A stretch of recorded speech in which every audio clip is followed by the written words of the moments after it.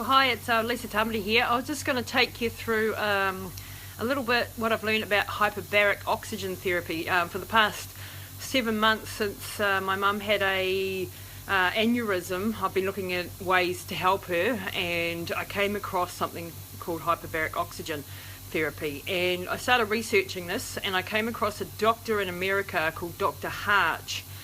Dr. Harch is the world's leading expert on this type of therapy. There's been about over 60 years worth of clinical trials and studies done, and it's even used in New Zealand in Auckland and Christchurch Hospital for a certain amount of conditions like gas gangrene, ulcers, wounds, crush injuries and burns.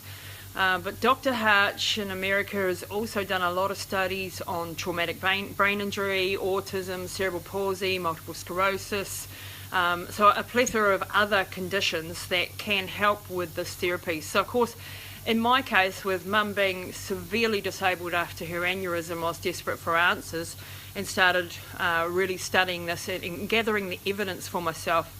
And then I approached a local dive company here who allowed me to use their hyperbaric oxygen chamber with mum once she was out of the critical phase of her injury. And we did that, and we had 33 sessions in there, which has been miraculous for her, and mum's made a recovery that nobody expected. It's been a hell of a long journey, but this hyperbaric oxygen therapy was really powerful, and to my mind it was that has actually made the difference. Of course, there's been a lot of work done as well, physiotherapy and all the rest of it, but that was the start of it all, really, and it really helped. So then I decided I'm going to get one of these chambers. So what I've bought is a mild hyperbaric oxygen chamber. Now this is one that goes to 1.4 atmospheres. So if I can explain to you a little bit just how the mechanics of this work in layman's terms. So obviously I'm not a doctor, but I want to be able to share this in pretty basic terms what's happening. So you are pressurized in this chamber. Now they've used it in diving for divers with the bends, for example, for years, when they're coming up too quickly, and they can put them in a hyperbaric oxygen chamber and help them. But what's actually basically happening is that you've been put at a certain pressure. In mum's case, 1.5 atmospheres is ideal for her injury. For many of the crush injuries or burns, that type of thing, sometimes it's 2.5 atmospheres, which is even more pressure. But for brain injury, 1.5 seems to be the ideal, which is the equivalent of about 4 meters underwater. And during this time, you're on supplementary oxygen or 100% oxygen if you're in a medical level facility. And what that does is hyper-oxygenates the body, so it saturates the blood, and specifically the blood plasma, with oxygen. So you can take up a lot more oxygen than you can breathing in our normal atmosphere. So what that does is hyper-oxygenates the body. That blood that is then full of oxygen can do its job. And everybody knows, like, the basis of every cell's life is oxygen, and the basis of healing is blood flow and oxygen. So basically all the cells can get more of what they need to kickstart that healing process. It specifically is very good at targeting the inflammation in the body. In mum's case, she's got severe inflammation of the brain.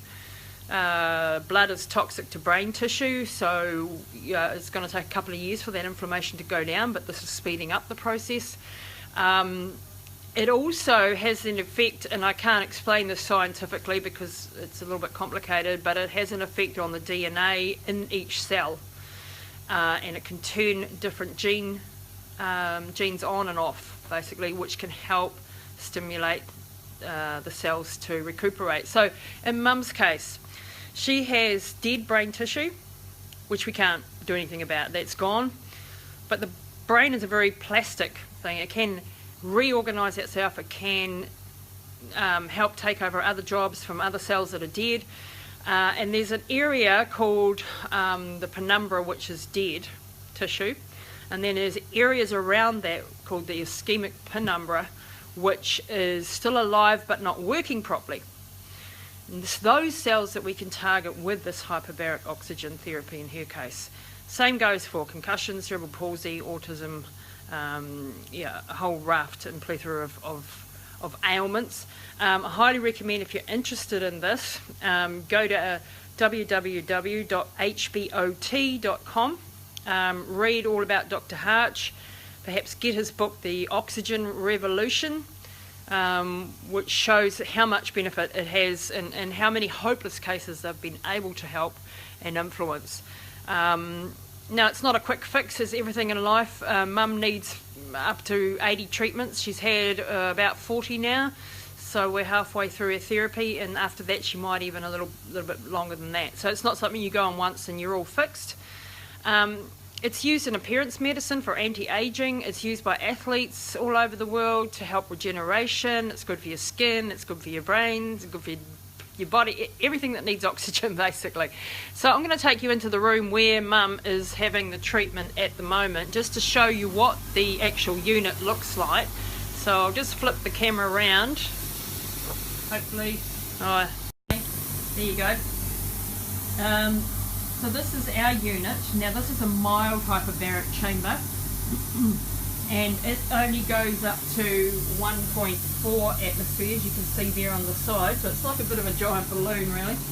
You've got your pressure things here and you can see there we're at 40 kPa or 1.4 atmospheres. On the side we have the oxygen concentrator. Now what this does is basically take the other gases that are in the air we breathe, nitrogen, helium, goodness knows what else, and it scrubs those out, and what you're left with is pure oxygen. Now we've got a 10 litre concentrator here, and this is going in through a line, and we've got a cannula that's up Mum's nose, providing her with extra oxygen. Now this isn't 100% oxygen as it is in a medical level facility, because there are regulations around that because of its flammability and its effect as a drug. But this will at least increase the amount of oxygen that her body is getting. Now on the side of that we've got the compressor, and that's just pumping air in and blowing this up like a giant balloon basically. Now if I go in there you can see Mum, she's happily sitting there with her iPod watching. Wave Mummy. So she's quite happy in there. It can be a little bit claustrophobic for people if I show you in there. But if you understand, you know, how important this is, then it's well worth it. Now with Mum, I have to get her in there on a hoist, which I'll show you there. So for people with mobility problems, it can be a bit of an issue to try and get into one of these, but well worth the effort. So we hoist her in and out, and that works really well.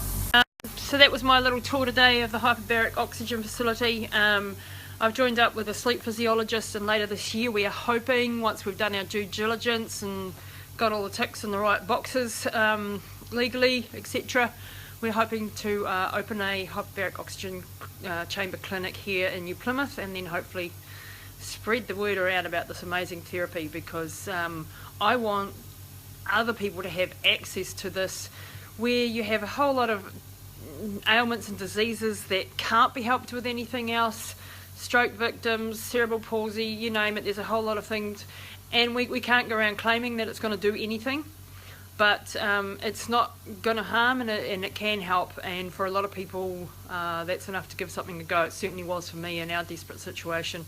And Mum, as you can now see, she's with us back normal, well not normal but nearly there, and it's a hell of a long way from where she was when she first woke up and didn't have any recollection of who she was, no memory, no personality, basically a vegetable. And now Mum's Mum again. We're still struggling with the mobility, but that's what I'm hoping the next round of hyperbaric will help with. So we'll see. I'll keep you posted. Thanks for watching.